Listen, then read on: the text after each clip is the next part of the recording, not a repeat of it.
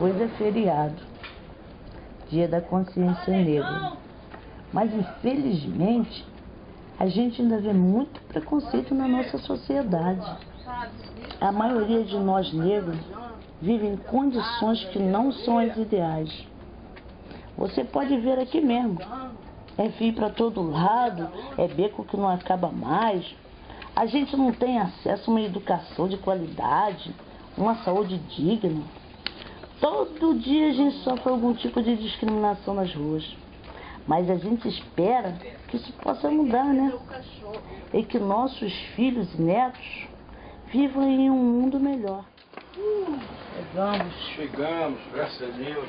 Na água eu bebo. Tem água aí.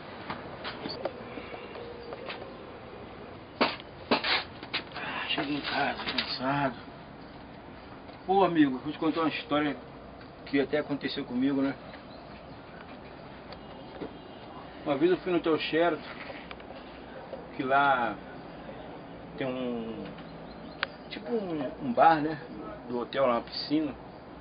Aí fui lá comprar que eu trabalho, de vez em quando eu fui lá comprar um jornal, para eu poder ler um jornal, né? Eu gosto de ler o jornal de domingo, estava em casa. O que me aconteceu? Eu estava com traje de praia, mas um short. Eu fui barrado na entrada. Na entrada do hotel eu fui barrado. Não deixaram eu entrar. Aí eu falei assim, pô, por que não deixaram eu entrar? Aí eu vim pra casa. Aí eu tenho um amigo meu, que ele faz a mesma coisa que eu faço de domingo. Ele vai lá comprar um jornalzinho, aí às vezes ele compra o cigarro dele, não sei. E ele entra lá, roda a piscina e sai. Eu não sabia. E ele fez pra mim ver. E foi exatamente a mesma coisa. Eu tentei de novo, não deixaram eu entrar. Eu não discuti, não briguei nem nada. Mas sabe o que? Porque ele é branco, tem olho azul, né? E eu, infelizmente, sou negro. Aí hoje eu penso, eu tava pensando nisso hoje. O racismo existe, tava olhando lá pro Sheraton hoje e pensando. O preconceito também, existe ainda preconceito. Tava olhando pra lá hoje, trabalhando, né? Preconceito existe, mas graças a Deus, com toda dificuldade, eu tenho meu cantinho, minha dignidade, né? Sou negro mesmo, gosto da minha cor, amo minha cor e vou levando a vida do jeito que ela é.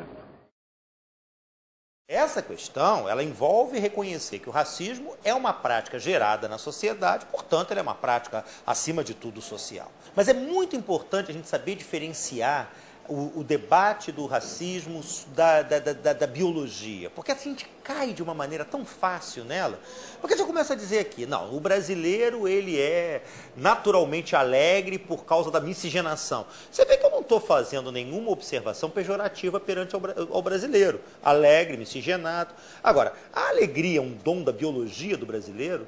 Ou é dom de um processo cultural que foi se gestando, que nos dá determinadas formas, quer dizer, que seriam distintas de outros povos que têm outras trajetórias. Quer dizer, um filho de um inglês criado no nosso meio provavelmente vai herdar características culturais da nossa sociedade. Ou não, ele será como pai, deu 5 da tarde, vai lá para tomar um chazinho, porque aquilo é da biologia dos ingleses. O racismo é uma prática social, logo o racismo é uma questão social. Agora, outra coisa é você dizer... O racismo, nele mesmo, ele não existe. O que existe é a discriminação contra os pobres apenas, que é diferente.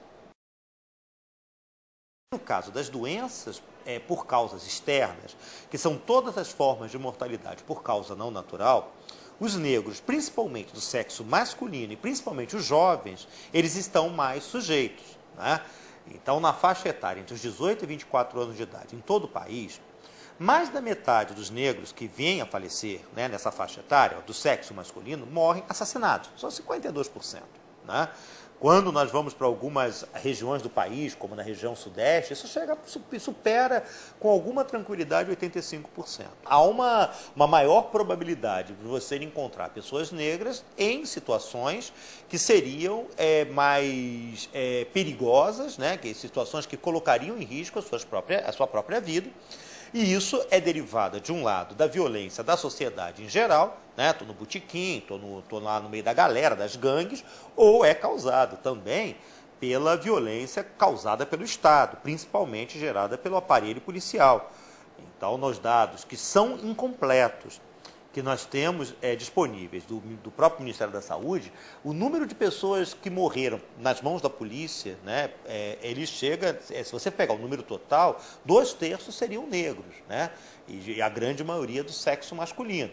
O que significa que, portanto, não é apenas você estar vivendo em áreas mais violentas, mas a violência também vai atrás de você.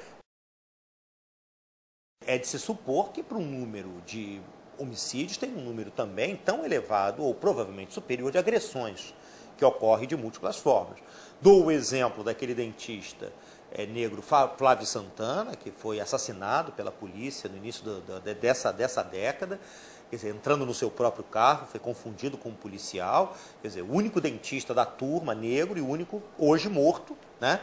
E assassinado, quer dizer, pelas mãos do Estado, né? E aí, quer dizer, reflete o quê? Essa pessoa não estava lá numa birosca, bebendo uma cachaçinha, não estava na favela ouvindo um jogo de futebol, estava entrando no seu carro.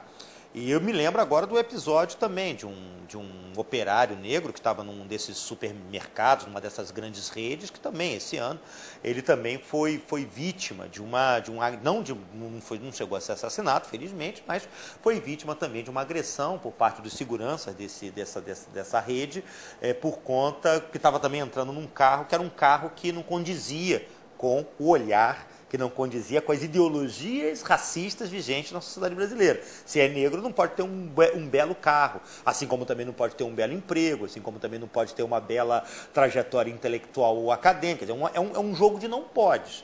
E todo aqueles que resolve enfrentar esse jogo de não pode, vai acabar enfrentando um maior grau ou menor grau, algum nível de constrangimento no seu processo, seja de mobilidade, seja mesmo de reconhecimento da sua profissão que está exercendo.